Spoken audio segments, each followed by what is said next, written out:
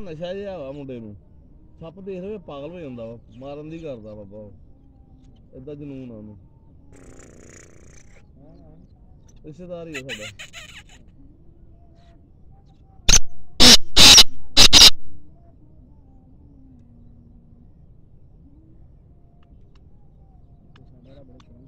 ਹੈ ਫੜਨਾ ਹੀ ਆ ਫਿਰ। ਇਹ ਅਗਲੇ ਸਾਲ ਸੈੱਟ ਫੜੂਗਾ।